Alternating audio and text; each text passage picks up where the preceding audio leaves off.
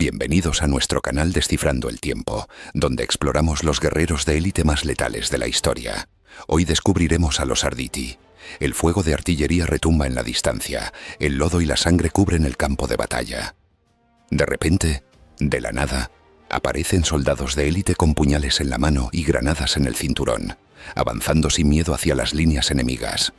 Son los Arditi, los soldados de asalto italianos, guerreros que no conocían el miedo y que sembraban el terror en el frente. ¿Quieres saber quiénes eran y por qué marcaron la historia? Acompáñanos en este viaje al pasado. Te invitamos a que explores el pasado con nosotros, entendiendo cómo los eventos históricos se conectan en un gran rompecabezas temporal. Recuerda que una característica del canal es que al final del video podrás ver ejemplos de cómo este cuerpo de guerreros de élite ha influenciado en la cultura popular. Dicha influencia puede estar reflejada en películas, documentales, series, libros o videojuegos. Acompáñanos en este viaje a través del tiempo. Contexto histórico. Para poder entender la historia de los Arditi, debemos remontarnos a la Primera Guerra Mundial, conflicto bélico que se inició en 1914 y concluyó en 1918.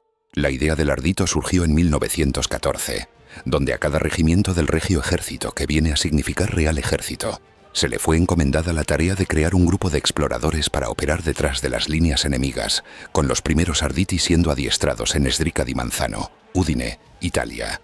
Hay quienes argumentan que las compañías de la muerte eran también precursoras de lo que hoy conocemos como Arditi, quienes eran patrullas de ingenieros e infantería que se encargaban de cortar o detonar las alambradas, siendo reconocidos fácilmente por su armadura y casco farina. Su nombre viene del italiano ardire, que significa atreverse, un reflejo de la naturaleza osada que los caracteriza, siendo creadas para ser fuerzas de choque para romper las líneas enemigas con tácticas de guerra relámpago, siéndoles concedido un estatus especial en 1916 por el rey Víctor Manuel III, aunque era inicialmente reacio a la creación de nuevas unidades, pero pronto cambiaría de opinión al recibir noticias de las nuevas unidades especiales austrohúngaras, aunque no sería hasta 1917, donde se consolidarían como unidad con el beneplácito real, a pesar de los desacuerdos acerca de los equipos a utilizar y la formación que debían adoptar. Detalles ya resueltos que estaban retrasando el desarrollo de la unidad, debido al hartazgo de los jóvenes soldados de ver morir a sus compañeros en las trincheras, proponiendo a sus oficiales en numerosas ocasiones soluciones para cambiar la situación, pues el imperio austrohúngaro les estaba llevando la delantera endosándoles derrota tras derrota, en especial la batalla de Caporetto. Para su creación se habían inspirado en los Sturmtruppen alemanes, quienes fueron pioneros en la idea del soldado de asalto, poniéndose al mando del capitán Giuseppe Bassi.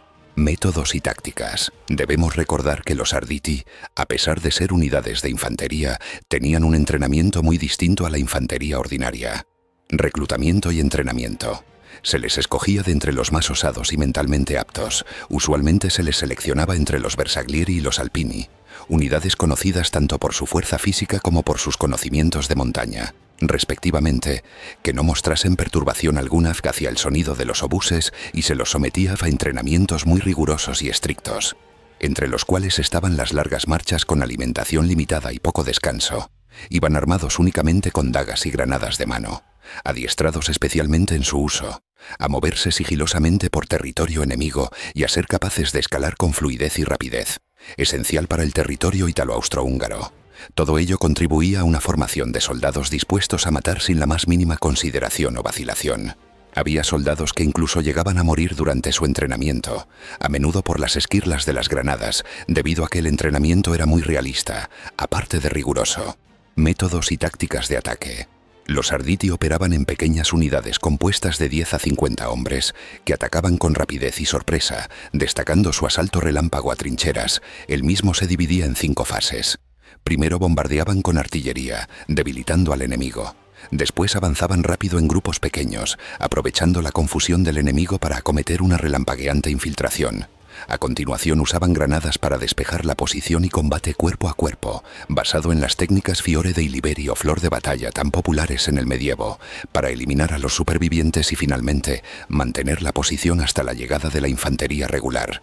Otra de sus tácticas predilectas eran las infiltraciones nocturnas, realizando incursiones durante la noche para tomar las trincheras con sigilo y sorpresa, eliminando centinelas con su daga de manera rápida y letal, más en caso de detección, o usaban granadas para sembrar el pánico entre el enemigo y atacar con fiereza. Una vez dentro mantenían la posición hasta la llegada de la infantería regular.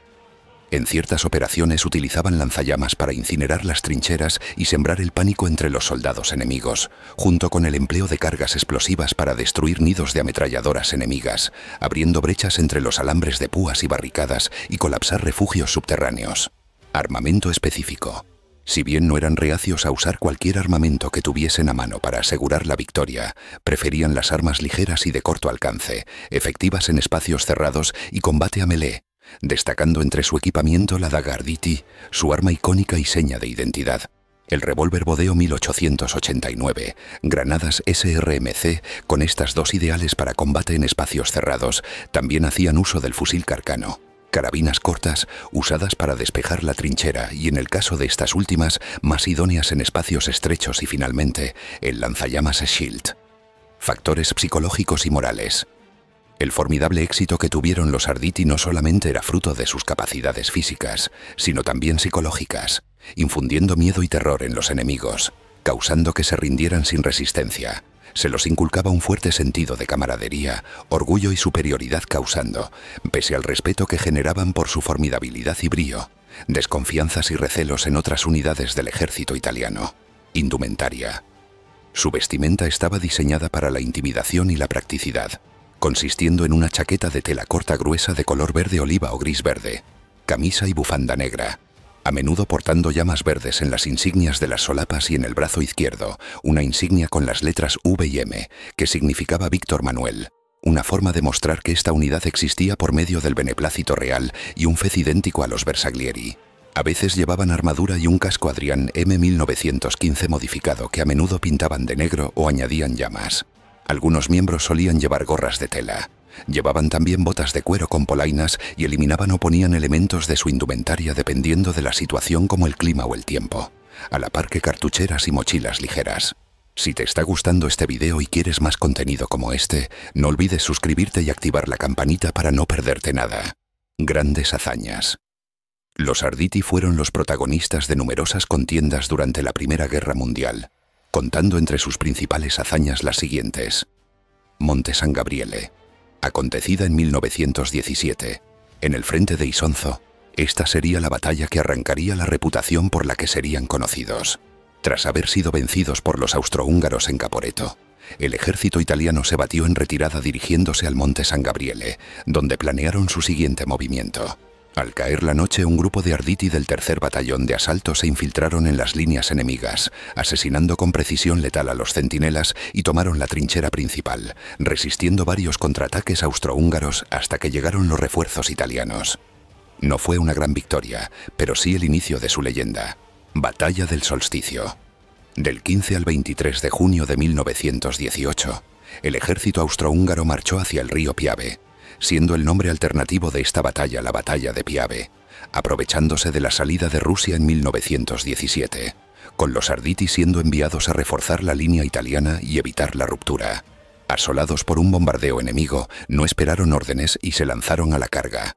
Granadas y lanzallamas en mano, atacaron en pequeños grupos y destruyeron varios nidos de ametralladoras, permitiendo que el ejército italiano pudiera reorganizarse y repeler la ofensiva, debilitando así al ejército austrohúngaro. Esta batalla sería la que les granjease su apodo. Batalla de Vittorio Veneto. Del 24 de octubre al 3 de noviembre de 1918, los Arditi cruzaron el río Piave bajo fuego enemigo, logrando abrir cabezas de puente, capturaron trincheras enemigas, debilitando las posiciones defensivas, con su velocidad y ferocidad quebrando la voluntad de los austrohúngaros y permitiendo a los italianos avanzar, lo que supuso la victoria italiana y el colapso del imperio austrohúngaro, forzando posteriormente que Carlos I adjudicara, que había ascendido tras la muerte de su tío abuelo, Francisco José I. Así concluía el frente italiano, el fin y su legado. Los Arditi jugaron un papel fundamental en la Primera Guerra Mundial, pero al terminarse la guerra en el frente italiano, fueron obligados a volver a casa, tomando caminos distintos. Disolución y declive. Tras la Primera Guerra Mundial, el Reino de Italia entró en una crisis económica, descontento social y malestar político, con el gobierno disolviéndolos en 1920, temerosos de que pudieran volverse incontrolables. Pero no desaparecieron del todo, con algunos reintegrándose al ejército regular, otros volviendo a la vida civil aunque con dificultades y otros uniéndose a movimientos radicales, como los Arditi del Popolo. Papel en la política italiana. Al concluir la guerra, no se obtuvieron los territorios que esperaban en el Tratado de Versalles, provocando la sensación de victoria mutilada y dando así pie al precedente que caracterizaría la fase agresiva del irredentismo, llevándolos a unirse a movimientos nacionalistas y radicales.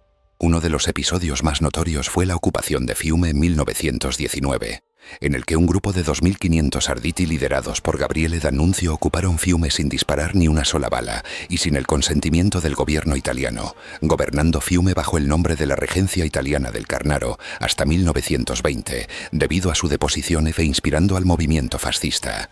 Otros Arditi escogieron unirse a los Camisas Negras de Mussolini, acompañándolo en la marcha sobre Roma de 1922, dando el golpe de Estado contra el Reino de Italia, con el beneplácito de Víctor Manuel III, que acabaría inspirando a Miguel Primo de Rivera a hacer lo mismo en España. Mussolini adoptó numerosos motivos de los Arditi, como la camisa negra, el uso de la violencia como medio político y la creación de grupos de choque paramilitares, exaltándolos como el bastión del nacionalismo, pese a lo complejo de la realidad de su persona. Legado militar.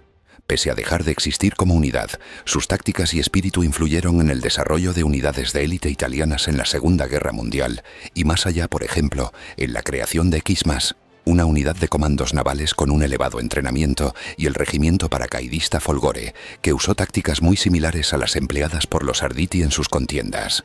En el presente, las fuerzas italianas, los incursori, pueden ser considerados los herederos de los Arditi, manteniendo su enfoque en ataques rápidos y sigilosos. Cultura y simbolismo. Por un lado, los Arditi eran vistos como símbolos de resistencia y valor, pero para otros eran un símbolo de la violencia política. Con su bufanda negra y llama ardiente siguen siendo símbolos de victoria y coraje para el ejército italiano, al igual que su eslogan «O la vittoria o tutti accopati», o la victoria o todos muertos, que no es más que una llamada a no rendirse jamás. Influencias en la cultura popular. Aparecen en la campaña principal del videojuego Battlefield 1, en la sección Avanti Savoia, con el protagonista de esta sección, Luca Vincenzo Cocciola, siendo miembro de esta unidad. Reflexión y conclusión. Los Arditi eran la viva personificación de que la vieja forma de hacer la guerra había terminado y que un nuevo modelo de soldado había llegado. Rápido, preciso, brutal y dispuesto a jugar sucio en formas que ningún guerrero del pasado sería capaz de concebir, pero en una vena más humana. También son la prueba de que la guerra cambia a las personas, debido a los horrores psicológicos y físicos que tuvieron que soportar. Por lo tanto, representan el poder y el peligro que puede ejercer la guerra, al ser una fuerza formidable que acabó perdiendo el norte a falta de un propósito claro, pero también por la comprensible obsesión de querer que todos los sacrificios que sus compañeros hicieron hubieran sido por y para algo, querer dotarles a sus tragedias de un sentido, pero en vez de salvar Italia, irónicamente ayudaron a quemarla. ¿Qué opinas sobre este tema? Nos encantaría saber tu punto de vista, así que deja tu comentario aquí abajo. Gracias por ver este video, dedicarnos tu tiempo y acompañarnos en este recorrido por los eventos que definieron la historia.